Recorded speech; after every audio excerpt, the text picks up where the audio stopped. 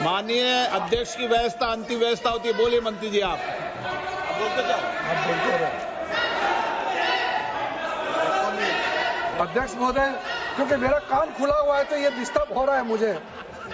मैं अभी ये पैन की बात करता हूँ। अध्यक्ष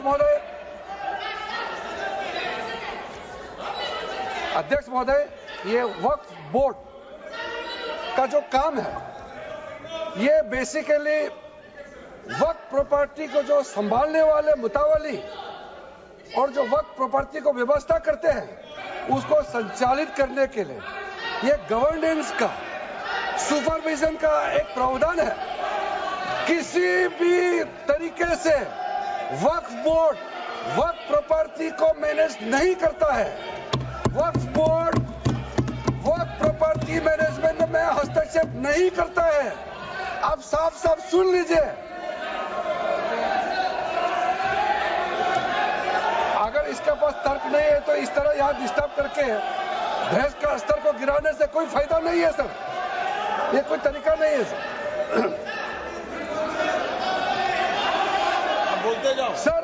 वक्फ बोर्ड का क्रिएट करना एक जो वाकिफ होता है, जो अपना विलिंगली वक्फ क्रिएट करता है। मैंने व्यवस्था दे दी है।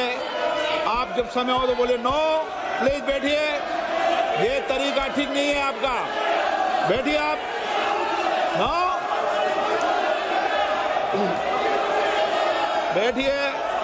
माननीय मंत्री जी, सूची है 2013 की प्रॉपर्टी मैं लाता निकाल बताना सूची मंगा के देता कहते भी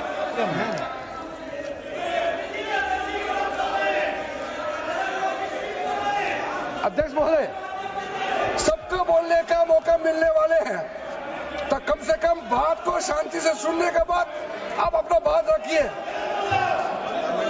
ये कोई तरीका नहीं होता है सर।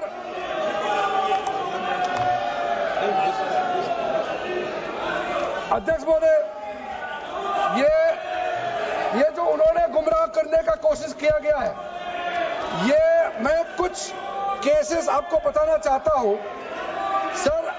आप देखिए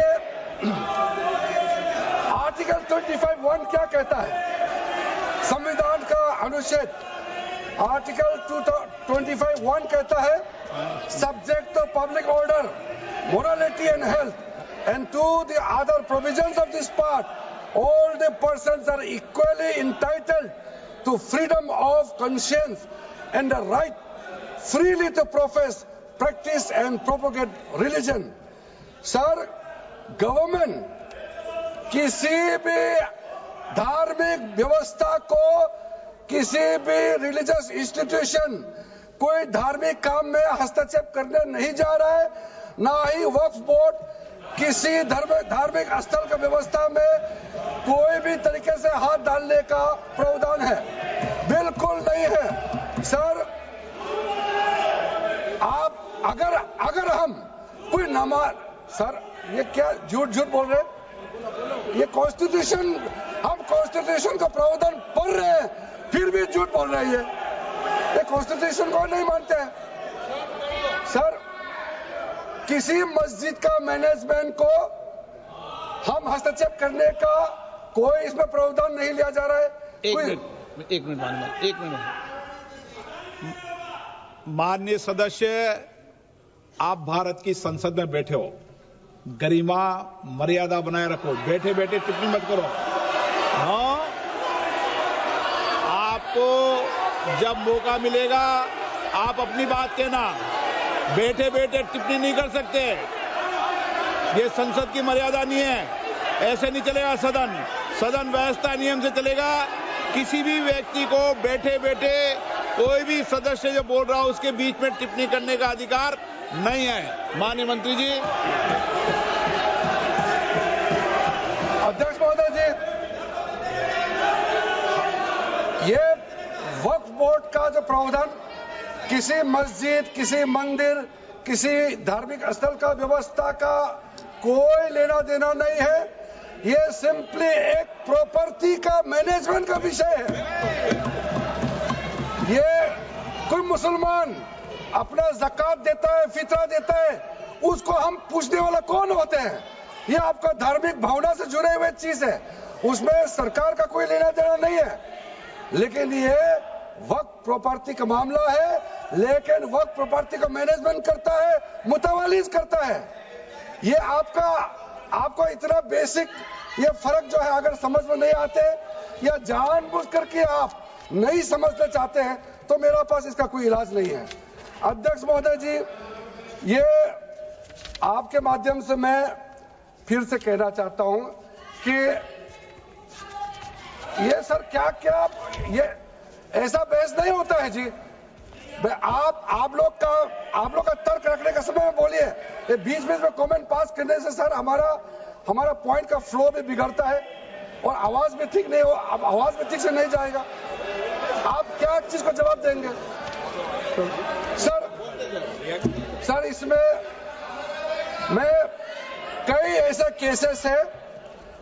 केसेस है जिसको मैं रेफर कर सकता हूं, लेकिन सदन में 3 केसेस का मैं रेफर करूंगा तो दूध का दूध पानी का पानी हो जाएगा कि ये धार्मिक व्यवस्था से कोई लेना देना नहीं है। आपको मैं पहला एग्जांपल देना चाहता हूं, सैयद फजल पकुया Thangal versus union of India. इसमें क्या केरला हाईकोर्ट का फैसला है। केरला हाईकोर्ट ने कहा the Waqf board is a statutory body, pure and simple, it is not a representative body of the Muslim community. यह हाईकोर्ट का ऑर्डर है।